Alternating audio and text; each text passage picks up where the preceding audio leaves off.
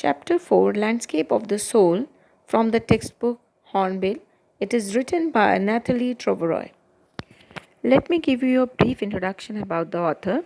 Natalie Troveroy is a European. She is an art historian and she analyzes different art forms and tries to study the psychology of the painters.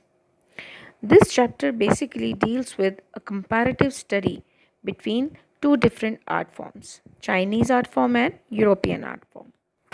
According to the author, this chapter has three important areas of discussion. First is anecdotes about Chinese and European paintings. Second area of discussion is basis of Chinese paintings. And third is dioism concept or dioism view. The author contrasts Chinese art form with European art form by telling us two different anecdotes about Chinese art and European art. The Europeans want a perfect likeness, whereas in Chinese painting or in Chinese art, there is an essence of life and spirit.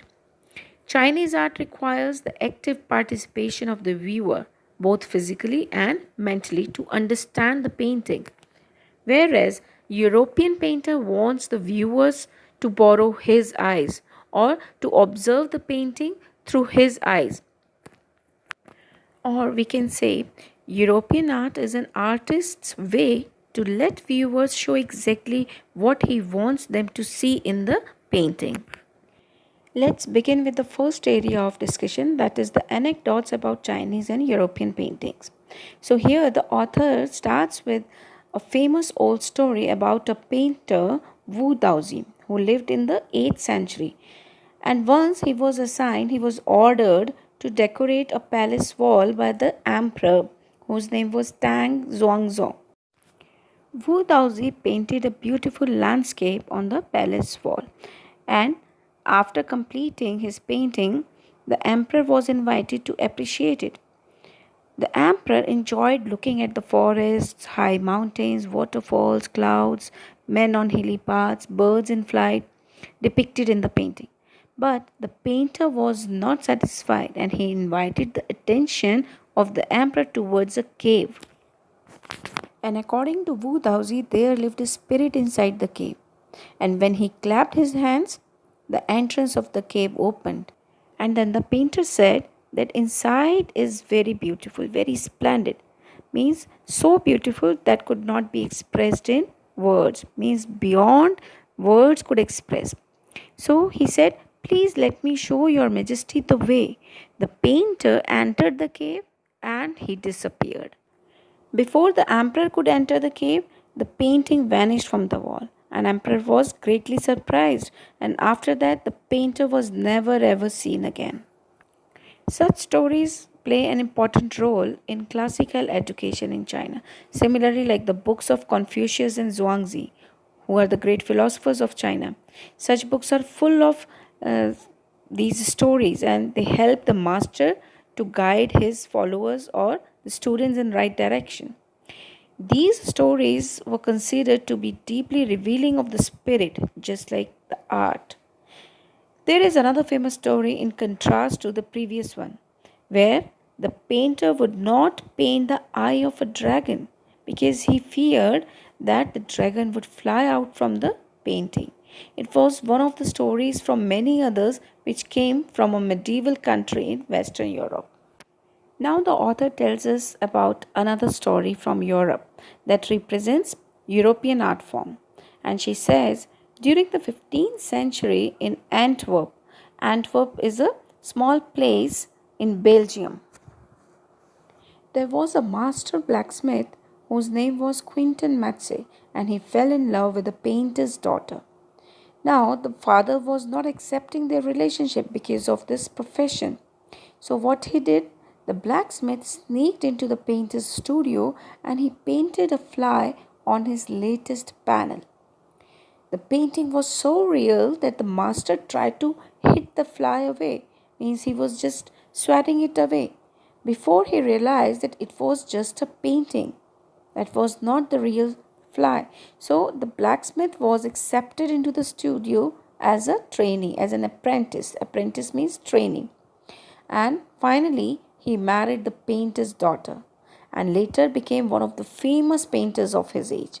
These two stories are trying to illustrate the form of art in two different regions.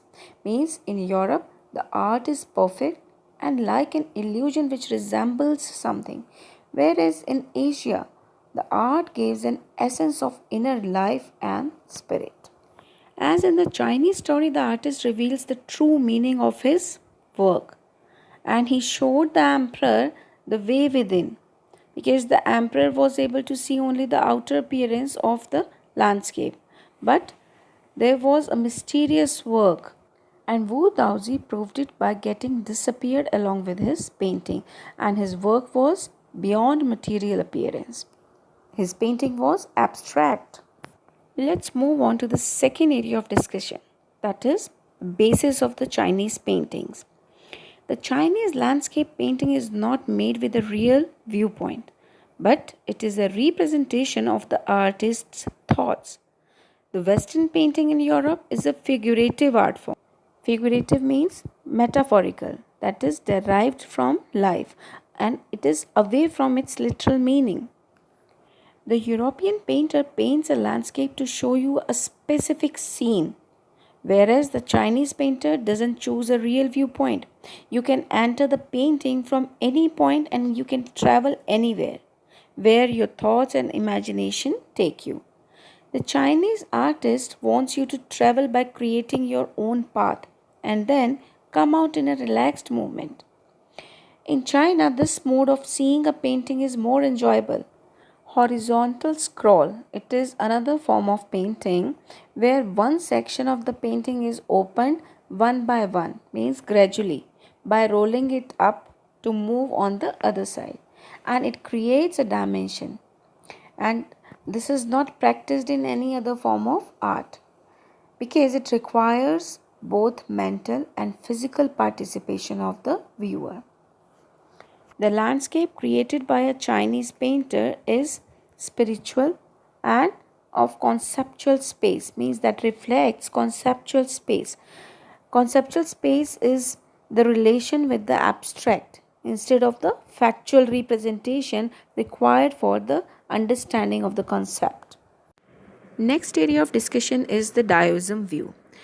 According to the Chinese concept of art, it is expressed as shen shui, which also means mountain, water. These are the two elements, or we can say these are the two strong energies of the universe.